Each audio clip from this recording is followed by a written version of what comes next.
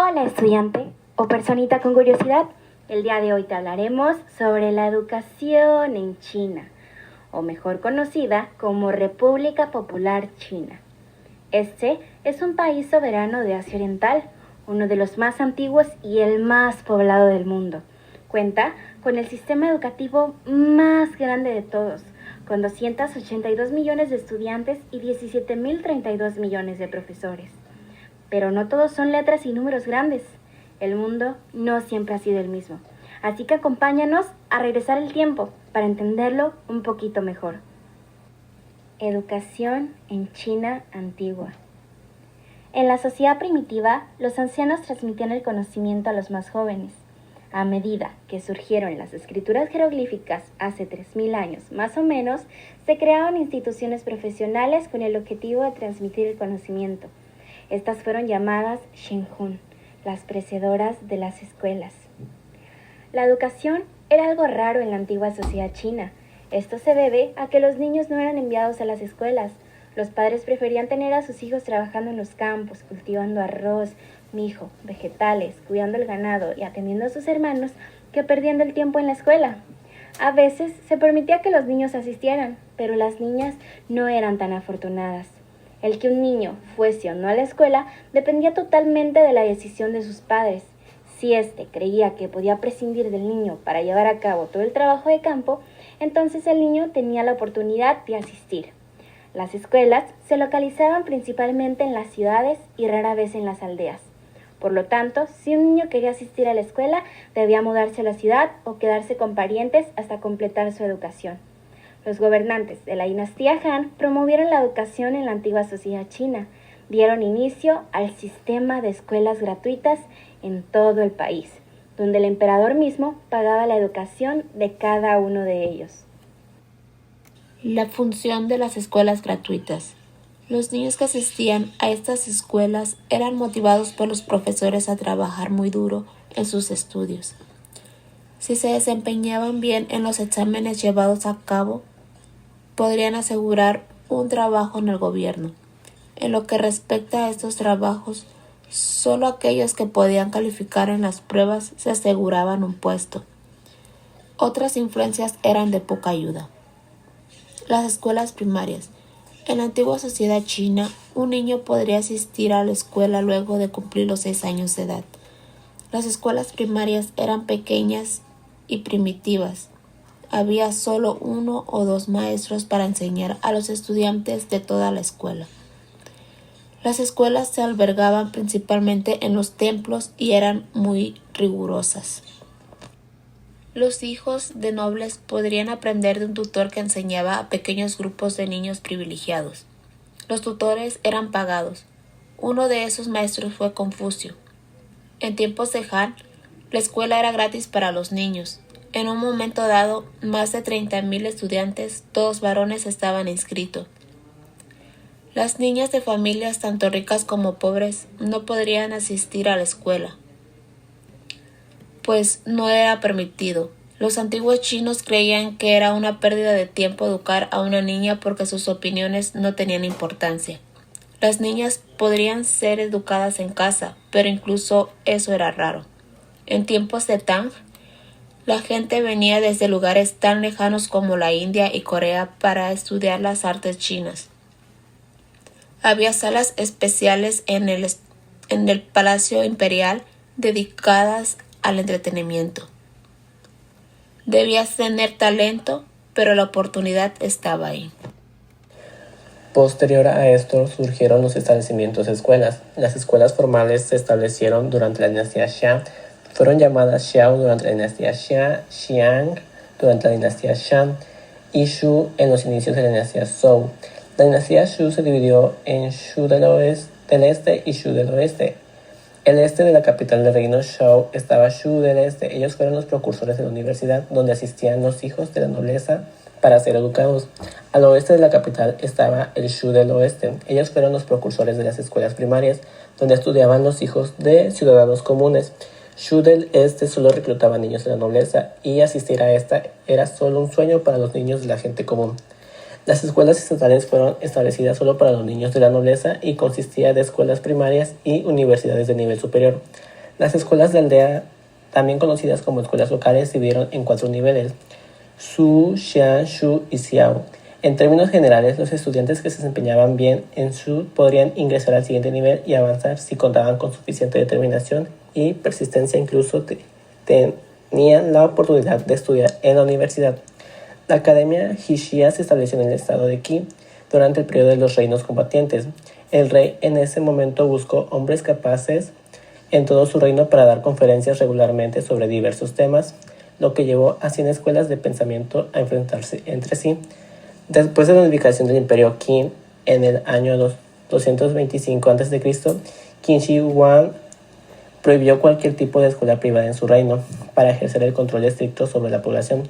Siguiendo el consejo de Li, su secretario del imperio, Qin Shi Huang ordenó la promulgación de la educación legalista, prohibió a la población leer en privado o coleccionar clásicos confucianos e incluso dio órdenes de quemar libros y enterrar vivo a los eruditos confucianos. Ahora hablemos de la contribución filosófica. Confucio, máximo representante de la educación china. Nació en el año 551 a.C. y murió en el año 479 a.C. Nació en Lu, estado ubicado en la actual provincia de Shandong, China. Fue importante pensador y educador que vivió a finales del periodo denominado Primavera y Otoño, y se le considera como el fundador de la escuela confuciana de pensamiento Rujia. Cuando Confucio era pequeño, su padre murió. Este hecho causó el progresivo deterioro de la economía familiar. A pesar de que durante su juventud Confucio fue muy pobre, siempre mantuvo su voluntad puesta en el estudio. Gustaba decir por aquella época que de 3 personas que caminaban juntas, habría una que podría ser su maestro. Años después, empezó a recorrer China dictando conferencias. Se dice que impartió sus enseñanzas a más de 3,000 discípulos, muchos de los cuales provenían de familias pobres. Así cambió gradualmente la tradición vigente en su época de permitir únicamente a los hijos de familias nobles acceder a la educación. Dedicó sus últimos años a recopilar y editar antiguos documentos, ayudando a conservar una gran cantidad de ellos. Textos como el libro de la poesía, el libro de la historia y el libro de las mutaciones son algunos de los libros trabajados por él. Muchas de las propuestas de este pensador conservan su valor en la actualidad. Confucio enriqueció el significado de la categoría Ren, sentido de lo humano, al considerar que el hombre, para alcanzarla y desarrollarla, debe preocuparse por los demás y no imponer a otros lo que no quiere que otros le impongan. Enseñó además que el caballero busca la armonía, pero no la uniformidad, acentuando la importancia en las relaciones interpersonales de reconocer las diferencias entre las personas y no utilizar un único criterio estándar para juzgarlas, pues consideraba que esta actitud permitiría alcanzar la total armonía y estabilidad de la sociedad. En el plano educativo, Confucio buscaba animar a sus discípulos para que reflexionasen por sí mismos, ya que consideraba importante utilizar un criterio propio para obtener una mejor comprensión en torno a la existencia. Siguiendo con la contribución filosófica, hablemos del taoísmo. Origen del taoísmo. La palabra Tao, que también puede transcribirse del chino como Dao, hace referencia al camino de la vida, a su trayecto y su significado. De este concepto absoluto deriva la palabra taoísmo, una religión y creencia de la antigüedad, surgida en China, en la que también confluyen ideas budistas y confucianas. Posteriormente, el taoísmo se convirtió en la religión favorecida por los emperadores, siendo declarado el culto oficial de China. Al mismo tiempo, los dirigentes se mostraron contrarios a lo que se consideraba creencias extranjeras, como lo era el budismo y el cristianismo. Símbolos del taoísmo. Entre los símbolos figurativos más populares del taoísmo se encuentra el del yin y el yang, también conocido como taiji. Consiste en un círculo con dos partes iguales representando dos gotas, una blanca y otra negra, en cuyo interior hay una gota más pequeña del color opuesto. Este símbolo concentra uno de los conceptos fundamentales, la existencia de una fuerza activa o yang, una fuerza pasiva o yin y una tercera fuerza que incluye las anteriores, denominada Tao. Por otro lado, el taoísmo sigue constituyendo una religión popular en China, que incluye aspectos como el Feng Shui y la lectura de la palma de las manos. Asimismo, otro tipo es el conocido Tai Chi, una actividad para cuidar la mente y el cuerpo, relacionada con la meditación, que se practica habitualmente en los lugares públicos de China y que también se ha popularizado en Occidente. Ahora que ya viajamos por el pasado, comencemos a escuchar palabras nuevas, esto es, educación en China actual. El sistema educativo que ofrece China es considerado uno de los mejores que existe en el mundo. En China se le da suma importancia a la educación. Para los chinos, la educación es el cimiento del desarrollo y progreso y justamente es uno de los factores que explica el rápido crecimiento de China. Tener una buena educación, sacar buenas notas, te permite entrar a una buena escuela secundaria y luego a la universidad, tener un trabajo y recibir un buen sueldo. Para muchos es la única manera de salir de la pobreza, la única forma de ascender en la escala social. La educación cambia el destino de todas las personas. Estructura del sistema educativo. Educación infantil. Los niños ingresan al jardín o guardería a los 3 o 4 años. Hay diferentes salitas, pequeñas, intermedias, grandes, según las edades. Anteriormente, los jardines de infantes no existían, son relativamente nuevos. El jardín no es gratuito, los padres deben abonarlo. No es obligatorio, algunos padres deciden dejar a sus hijos al cuidado de sus abuelos mientras ellos trabajan. Pero la mayoría de los padres consideran que es sumamente importante que los chicos acudan al jardín porque no pueden perder desde el principio. En China hay muchas competencias y los niños deben formarse bien desde pequeños. Tienen que educarse de manera íntegra desde el principio. Sobre todo, valores como compartir, trabajar en equipo, desarrollar este tipo de habilidades desde pequeños. La cantidad de horas que pasan en el jardín varía entre 6 y 8 horas.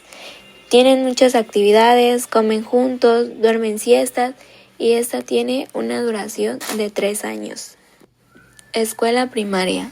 Los niños ingresan a la primaria a los 6 o 7 años de edad. Dura 6 años. La escuela primaria es gratuita y obligatoria para todos los chinos. Los padres solo pagan libros y otros materiales.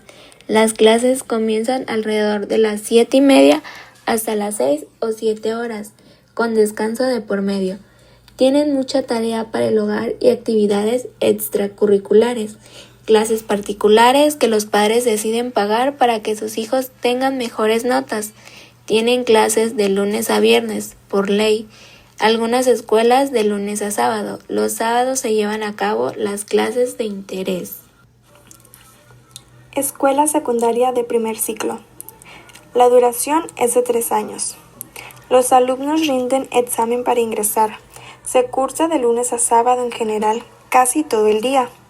La escuela primaria y la escuela secundaria de primer ciclo constituyen la educación obligatoria nacional.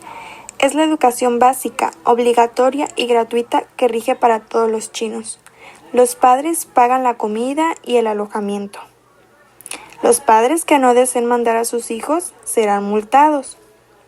La escuela secundaria de segundo ciclo dura aproximadamente 3 años. La escuela secundaria de segundo ciclo es similar a nuestro bachillerato. Dura 3 años y es pagado por los padres. Para entrar a la escuela secundaria de primer ciclo deben rendir un examen muy difícil. El que consigue mejor nota tiene mayores posibilidades de entrar a una mejor escuela. Entrar a una buena secundaria es tener un pie adentro del posterior examen de ingreso a la universidad, el examen Gaokao, del que ya hablaremos. Primero Hay que sacar una buena nota para garantizar la entrada a una buena escuela. Los padres deben pagar la matrícula, el alojamiento y la comida. Hay algunos alumnos que no eligen el bachillerato, sino que van a colegios de vocación para ser técnicos, cocineros, etc. Estos 3 años son muy importantes porque se lleva a cabo la preparación para el examen de ingreso a la universidad. En la universidad la duración es de 4 años y esta varía según la carrera. La universidad es pagada por los padres, pero suele ser más económica que la escuela secundaria. También hay subsidios y becas para los que tienen menos recursos. El gobierno quiere que los estudiantes asistan a la universidad, por eso la matrícula es accesible. Al estudiar tanto desde pequeños hasta rendir el examen de ingreso, la universidad les resulta mucho más accesible. También hay institutos terciarios y técnicos para quienes no quieren ir a la universidad. La maestría, la duración es de 2 a 3 años aproximadamente. En China es cada vez más común estudiar una maestría. Hay mucha competencia e incluso en esta etapa. Para entrar hay que rendir un examen muy difícil, como venimos viendo en todas las etapas. La maestría es pagada por los padres. Algunos alumnos son becados por la universidad. Les pagan para que las hagan investigaciones. El primer año de maestría suele ser de cursada todos los días, mientras que el segundo y tercer año suelen ser de escritura de tesis y prácticas laborales. El doctorado, su duración es de 3 a 6 años aproximadamente.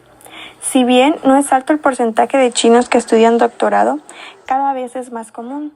También hay que rendir un examen de ingreso. Los doctorados suelen ser pagados por las universidades para que el alumno lleve a cabo investigaciones sobre temas específicos. Bueno, querido amiguito, eso ha sido todo de nuestra parte. Esperamos que el día de hoy hayas podido aprender un poquito más de lo que era la educación en China y de lo que es actualmente. Esperamos verte pronto y recuerda, donde hay educación no hay distinción de clases. ¡Hasta pronto!